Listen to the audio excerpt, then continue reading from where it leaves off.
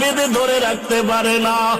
আমার নবী সিজদায় পড়ে কাঁদেন, ও আল্লাহ, জাহান্নামের ভিড়াও ভিড়াও, আমার একটা উম্মত যেন জাহান্নামে না যায়। জাহান্নামের ভয় আমার নবী সিজদায় পড়ে কান্না শুরু করবেন। আল্লাহ বলেন, ও নবী, আপনি একটুও কাঁদবেন না, আপনার উম্মতের জাহান্নামে আমি আল্লাহ দিব না। আল্লাহ কুদরতের হাতে একটু পানি দিয়া ফেরেশতাকে বলবে, জাহান্নামের গায়ে ছিটায়া দাও। আল্লাহর দেওয়া কুদরতের হাতের পানি জাহান্নামের গায়ে ছিটায়া দেওয়া মাত্র জাহান্নাম পেছন দিকে দৌড়াবে। ফেরেশতারা বলবেন, ওরে মালিক, শিকল দিয়ে যেই জাহান্নামের ধরে রাখতে পারি না, একটু সামান্য পানি দেওয়া মাত্র জাহান্নাম পেছনে চলে গেল। এটা কেমন বরকতের পানি?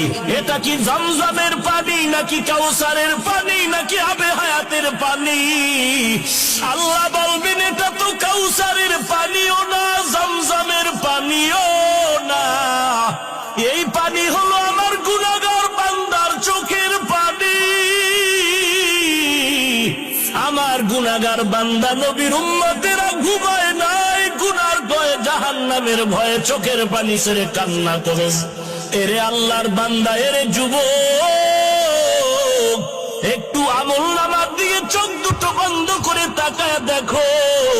গুনার কারণে আমার হাত না পাক, আমার জিহ্বা না পাক, আমার অন্তর না পাক।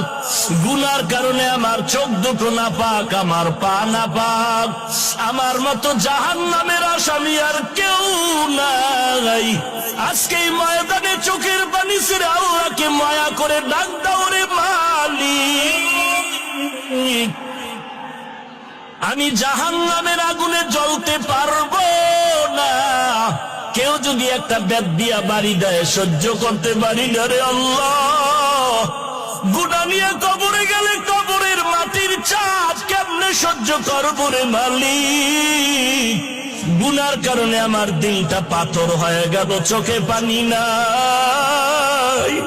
গুনার কারণে দিলটা পাথর, চোখে পানিও নাই। এরে আল্লাহর বান্দা, ডানে বামে তাকায় দেখ, কার চোখে পানি, কার চোখে পানি। হাতটা বাড়ায়া দোয়া নাও, কান্নাওয়ালার দোয়া গালি বেরো যাবে না। ওরে কান্নাওয়ালা বান্দা, চোখের পানি ছেড়ে আল্লাহর কাছে ক্ষমা চাও। ও আল্লাহ, কারো আল্লাহ তুমি কাউকে খালি ফিরায় দিও না।